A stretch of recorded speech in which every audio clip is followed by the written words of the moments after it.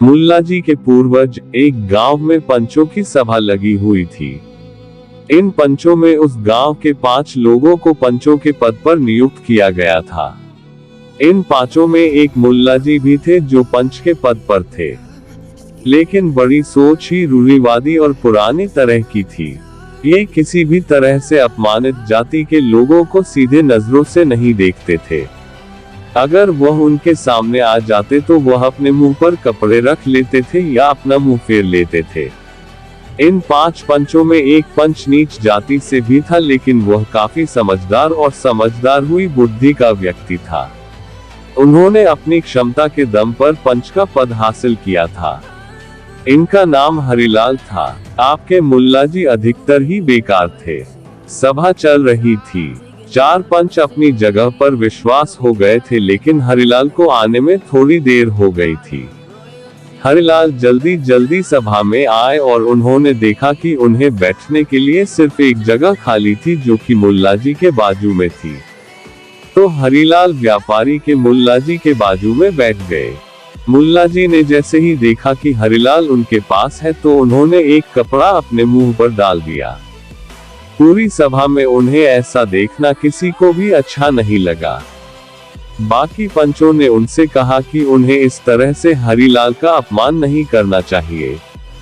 तो मुल्ला जी ने विरोध करते हुए कहा कि अगर मैं इस नीच जाति के व्यक्ति पर सीधे नजर रखूंगा तो मुझे पाप लगेगा। नीच जाति के लोगों को बहुत ज्यादा पाप लगता है, इसलिए उन्हें देखने वाले को भी पाप लगता है और एक यथार्थ के अनुसार देखने वाले को अगले जन्म में गधा दिखाते हैं। सभी ने उन्हें स्क्रीनशॉट की लाख कोशिश की, लेकिन वह माने नहीं। हरिलाल तब तो कुछ नहीं बोला, लेकिन उसने मन ही मन ठान लिया था कि वक्त आने पर वह मुल्ला जी को करारा जवाब जरूर देगा। इस बात को कई दिन बीत गए। एक बार किसी समस्या का समाधान करने के लिए 5 पंच एक रास्ते से गुजर रहे थे। रास्ते में हरिलाल ने देखा कि 3-4 घास चर रहे थे। हरिलाल ने सर्वसम्मति से कहा और वह सीधे गधों के पास गए और उनके पैरोकार ने उन्हें प्रणाम किया। ये देखकर सभी को आश्चर्य हुआ कि शायद हरिलाल का दिमाग खराब हो गया है। हरिलाल जब उनके पास वापस लौटे तो सभी ने उनसे पूछा कि वह गांधियों से प्रार्थना क्यों कर रहे थे। हरिलाल ने शांति से जवाब दिया कि मेरे प्रिय को देखने की वजह से मुल्ला जी के पूर्वज घर हो गए हैं।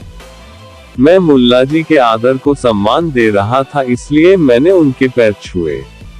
मुल्ला जी के पूर्वज। मजेदार कहानी। सभी पंच हरिलाल की बात सुनकर हंसने लगे। असावधान मुल्ला जी के। मुल्ला जी ने काफी सोचा और उन्हें हरिलाल के व्यंग से एक बात समझ में आ गई।